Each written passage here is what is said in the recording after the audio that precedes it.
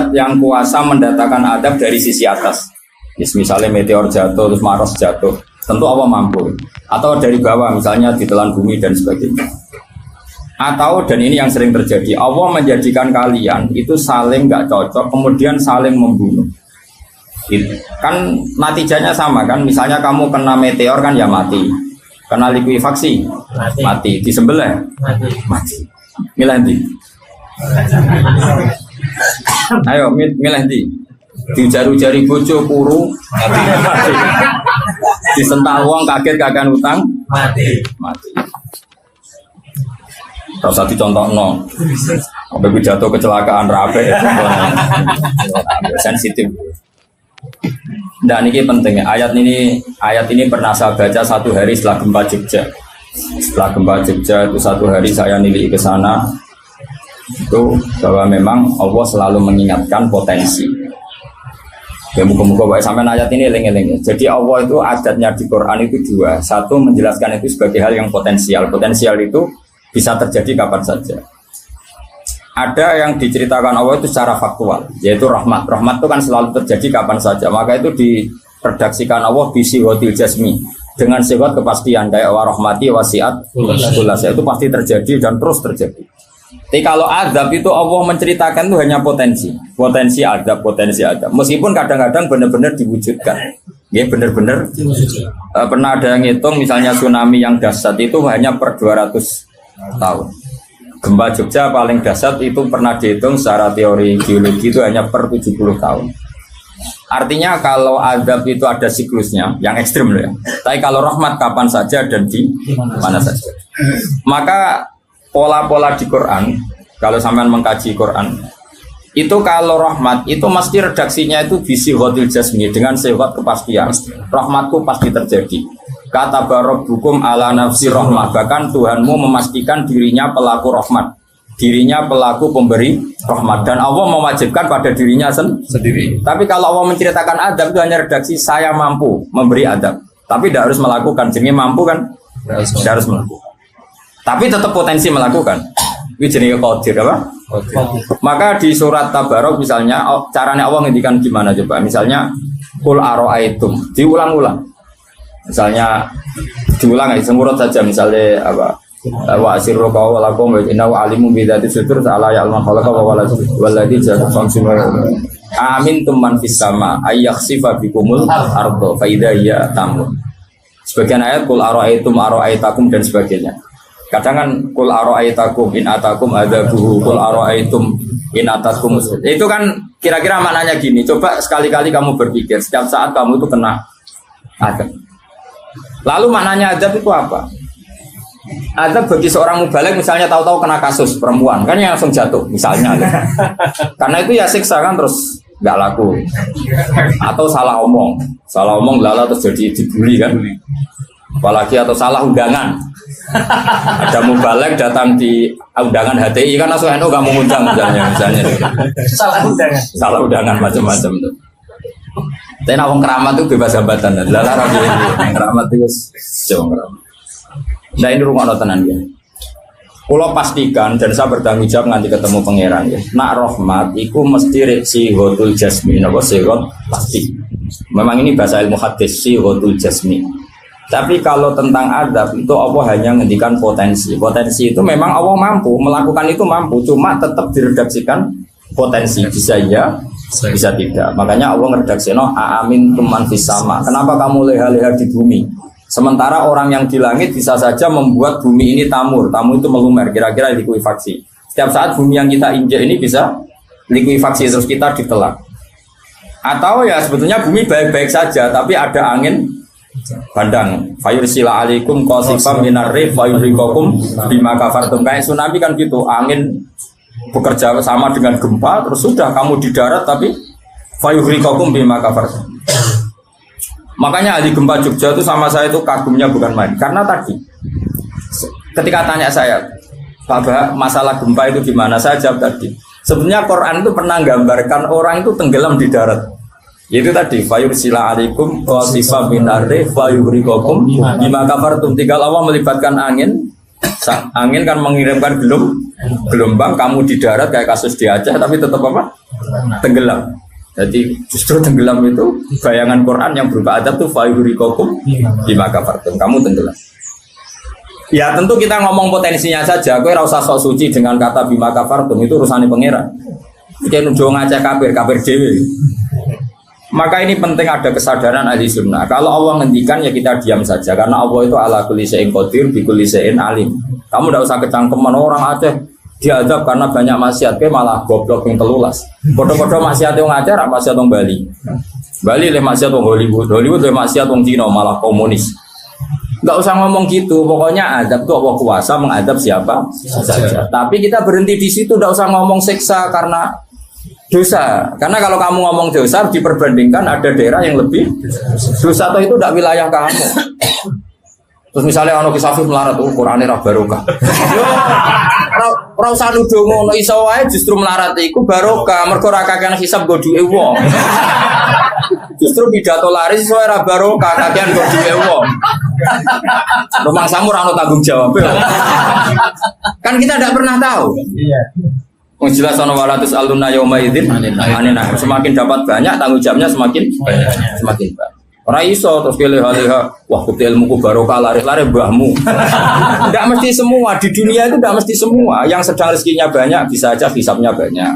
Tapi bisa saja memang barokah. Wong bodoh ya melarat wis. Tapi sing ra di rezeki iso wae azab, iso wae ngringakno hisab. Kita kan enggak pernah tahu. Nawali mesti ngringakno hisab. Tapi nak rawali pancen di aki-aki adab. Umume wa may takila ala makhraja. Wong ora tau untuk makhrajan niku wis perlu dicurigai, no? Saya ulang lagi ya. Maka baca Quran di akhir zaman itu separuh tidak apa-apa. Ya sudah, Allah itu mampu yuhrikokum. Tapi untuk orang lain tidak usah kamu tuduh bima kafartum. Karena yang kamu tuduh itu orang Islam. Tidak perlu kamu bilang orang tsunami aja karena orangnya dosa. Itu sopo? Kok ngerti tulisan Allah Mahfud itu kalau karena ya sudah, roy kita tenggelam itu saja yang kita ngerti iyanan, tapi rasa ngerti sebab. Itu ibarat gini, ujung-ujung misalnya bojone itu minggat, orang mengamati kurang opo, padahal semua balik terkenal. Ya kurang ganteng misalnya, kan enggak pernah tahu. Kita mengkonfirmasi kan enggak pernah tahu. Yang kita tahu ya minggatnya saja. Setelah itu sudah kita tidak perlu. Misalnya Aceh ada tsunami, ya sudah tsunaminya saja. Kira usah nerusno. Bima kafartum itu wilayahnya Allah. Napa? Wilayahnya Allah.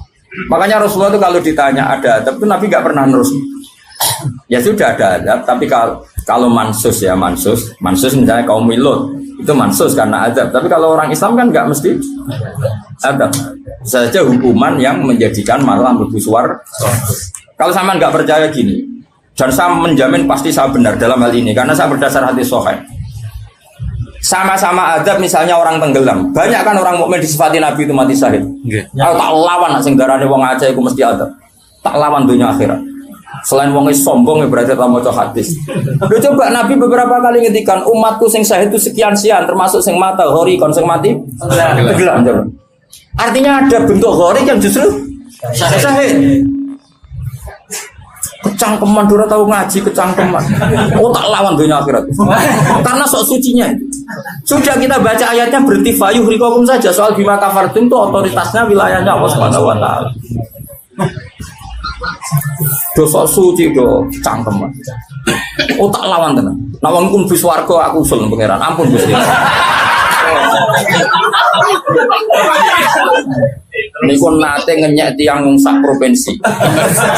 Sok sucinya. Lu coba ya. Banyak orang mati divonis misalnya kamu, wah iku krana adab. Ternyata Nabi ngendikan maktun wong lara weteng syahid. Gharik syahid, mahdum syahid. Orang yang mati kerubahan, kan kita tidak pernah tahu. Ya sudah, bodoh-bodoh tidak pernah tahu. Pakai yang husnul khotimah saja, pakai yang husnudzon saja. Ono hafid kok mati umay rubo. Milih sing husnudzon lah, berarti sahih. Kategorinya mahdum. Jangan terus ono wah kena adab. Kesuwen oleh ngedol Quran lu ngawur. Oh, tak lawan, sing ngomong-ngomong lawan. Siap lawan. Siap. Ya kalau isi soalnya.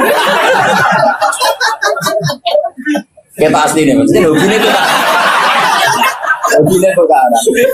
Jadi nak dicak ngomong damai itu dingin. Yo pancen yo lucu, nak wong brewokan terus gak garang. Lucu nih, jadi nak pangeran ngendikan rungokno wae. Tapi kowe ora usah koyo di otoritas kok pangeran ben ngono pangeran.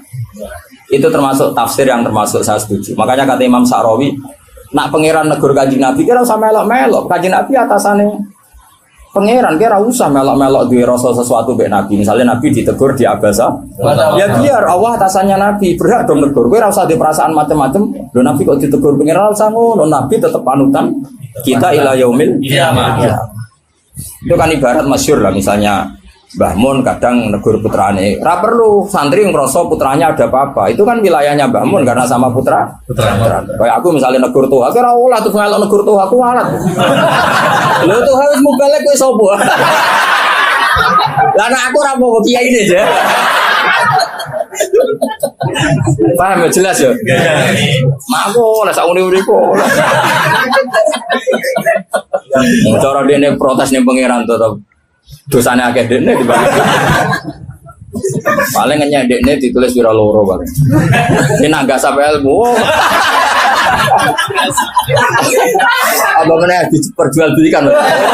Mas, tuntas kok ngadepi aku sama aku. Saya ulang lagi, ini penting saya utarakan. Jadi Allah saja yang Tuhan ngendikan itu potensi. Saya pastikan lah. Kita semua kenal Allah yang warahmati wasiat. Nabi berkali-kali ngendikan inna rahmati sabaqat ghadab. Sebagian riwayat bukan sabaqat, ghalabat. Setiap rahmatku pasti mengalahkan azabku. Artinya gini, kalau ada potensi azab, ya kita milih itu bentuk rahmat saja dulu, karena itu yang mesti menang. Jadi paribasane aku roh munib, mati kecepet omahe paribasane. Utawa mati tiba ning W6. Misal aku tetep darani syahid. Kategorine mahdum. Ojo kok aku makine ning WC. Mungkin dene nutupi kewaliane tapi ebane mati ning apa? Ebane mati ning WC. Enggak apa-apa. Karena menduga rahmat itu lebih gampang karena Allah jelas ngendikan di hadis qudsi inna rahmati ghalabat ghadabi. Berarti gamane pola semua itu lebih baik kamu tafsirkan sebagai rahmat. Nah, kecuali ada sorihul ayat yang mengatakan itu adab, tapi mana ada sekarang udah ada nabi. Misalnya kaum Lut kan Allah jelas-jelas ngendikan itu karena adab, ya sudah kita ikut mengatakan adab. Tapi kalau yang orang Aceh, orang mana-mana kan tidak ada ayatnya. Jelas ya? Iya. Mulane sing apik itu ngaji sing tenanan. Loh kalau kaum Lut kan binasillah misalnya hijarata kada wa kada terus Allah ngendikan karena adab. Ya sudah kita ikut tentang kaumnya Nabi Lut. Tapi sekarang yang saya misalnya ada orang punya penyakit homoseks, kemudian dia kena adab. Ya sudah itu sanksinya Allah. Bisa saja adab ini kalau dia mukmin kafarah betul. Memang ya adab tapi oleh Allah dihitung kafarah dan itu hadis sahih. Tidak ada seorang mukmin yang punya dosa kecuali nanti dia kena masalah, nanti kena ri atau kesandung dari Nabi dan itu nanti jadi kafarah. Dan misalnya ikut Safif ya persimaan mulai kesandung berkati. Ceblok.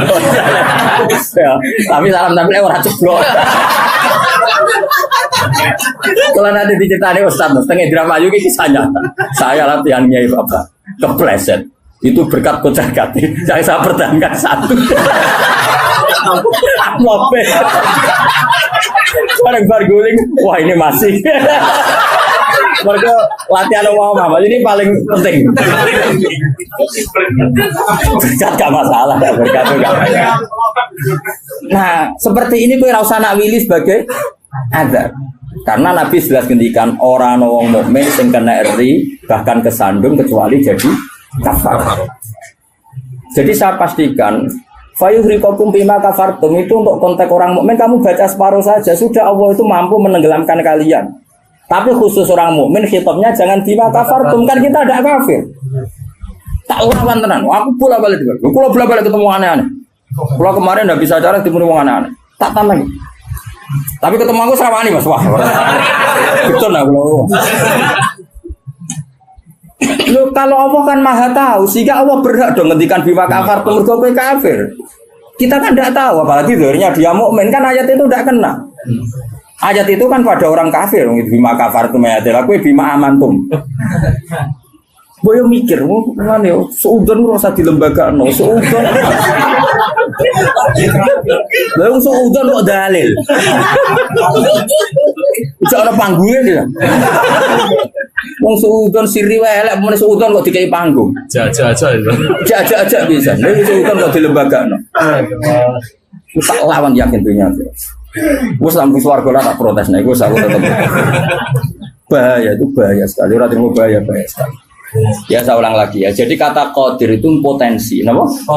Potensi nggak mesti terjadi karena kita tahu warahmati wasiatul. Inna rahmati sabaqat ghadabi wa fir'atin ghalabat. Jadi kalau ada fenomena tak pilih dulu itu rahmat, terutama kalau pada orang mukmin. Misalnya ono toha bojone minggat tari rahmat, namun untuk sing luwih apik itu aja. Selalu pengen. Soalnya bojo minggat, namun apa diganti sing luwih enom. Wis ngono tak pilih kun. Engko sing minggat tak mulai neh. Mergo ternyata rapi piye wae bahaya nek ora mulai malah ono penggantine tenan kan. Mulane ngaji to, pun nang anut kula. Fayukhrikakum bima kafartum. Sing berhak ngendikan bima kafartum iki sapa arah pengiran. Wong yang terjadi di Indonesia udah do mukmin, mana mungkin kita teruskan bima kafartum. Rungokno yo bertobat wong-wong. Awas yo dunya tak elang. Amae Nabawi anut Sayyidina Ali. Dari Sayyidina Ali, aku sok ben ketemu pengiran pertama, nglapurno wong sing masalah mbak aku. Ana awwaluman yatsubena yadir rahmanil khusuma. Aku wong pertama sungkeman yang pangeran. Iku apa konfirmasi, musuhku be aku bener. Aku sih yakin ngono. Aku sebenarnya ngono. Ulama dilawan balik kenyek wong. Yakin ora yakin. Oke, ana awaluman yajsu baina yaday rahman lil khusumah. Yajsu iku apa sungkeman. Sama kata jasa yajsu sisu. Aku wong pertama pas ketemu pangeran sungkeman mengkonfirmasi tuh tolong bisa putuskan saya atau mereka yang benar. Aku lah yang ngono harinya. Sewan wong kedilawan ngawur ya. Quran wae pangeran ngetikan apa saja sah karena Allah itu alimum bidzati sudur bikulli syai'in. Alim kita ini siapa? Kita kan enggak tahu detailnya orang-orang mukmin. Enggak usah kamu vonis itu ada. Ya sudah kalau kena azab bisa aja kafar, apalagi Nabi berkali ngendikan umatku sing syahid itu mahdum ya syahid, hori ya syahid. Bahkan banyak ulama mengatakan mati cinta itu syahid. Asal gak zino, gak SMS-an loh. Ngempet seneng apa SMS-an wedi dosa.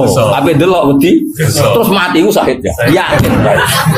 Tapi nek men delok gambare SMS-an terus bareng kalah saingan mati wah.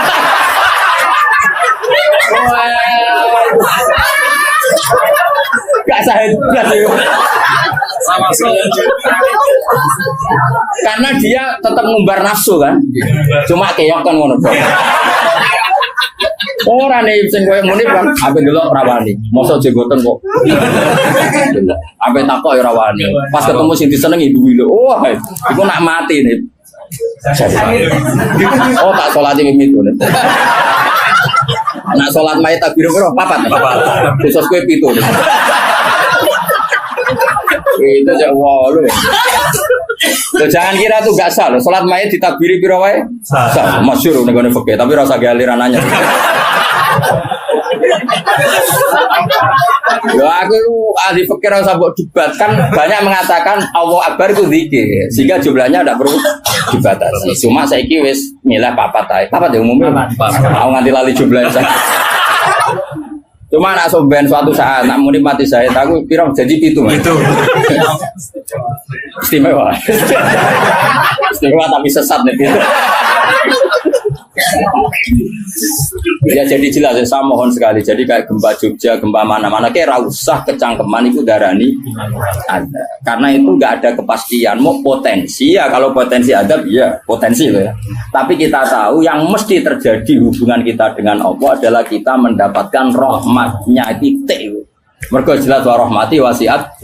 Jelas kepastian kita hubungan dengan Allah itu dapat rahmatnya, bukan dapat adabnya. Itu yang pasti. Meskipun sekali-kali ada. Tapi kan jelas Allah ngendikan rahmati sabaqat ghadabi wa firwatin ghalabat ghadabi itu hadis qudsi. Jadi Quran yo jelas, hadis kudsine jelas. Dan saya termasuk kiai yang waras. Baru kayak waras itu gampang husnudzon. Ngomong wajib bener kan. Wah semane tenan wis. Yakin tenan. Aku pertama ketemu pengira tak catet tenan. Kalau kan Gus Warga ngenteni riyen gitu. Nah, bareng niku mengke riyen. Apa anak awaluman ya jesu bena ya dari Rahman lil khusuma. Saya pertama orang sing sumpah ning pangeran itu perkara khusuma. Khusuma itu nyelesaikno para macam-macam. Ada orang wong maca ayat iku kanggo wong mukmin terus cara lafat kan rasa ambung fayuhrikakum bima kafartum kok wacana wong mukmin ku aman tuh mau waca bima kafartum. Lagi lafate wis salah lho. Lho nek fayuhrikakum mandek bener nyatane tenggelam kan. Tapi ora usah mbok waca bima kafartum. Iku wilayahe pangeran. Kok saiki misale iki melarat terus sebab apa? Kan kita rata iso wae cara Allah iku rahmat. Mergo ben gak kakean Nabi. Terus orang lain komentari, "Oh, iku ora iso jaga Qur'ane mulai melarat." Iki sauni-unine nek wong dia, tapi kan enggak mesti karena itu. Mesti karena itu berhubung Qur'ane lalanya pancet saya njen melarat kan ngono iso wae ngono ya semua ora roh, takono pangeran. Kaya ana wong ditetir bodho ora usah. Pancen bapak-bapak is bodho ora iso wae pangeran duwe rencana lain. Iki nek pinter malah ngedol agama. Goblok kan kita ora iku pen pangeran sing ngendikan itu pangeran kira usah menduga-duga. Susah opo sih muni ra roh iku.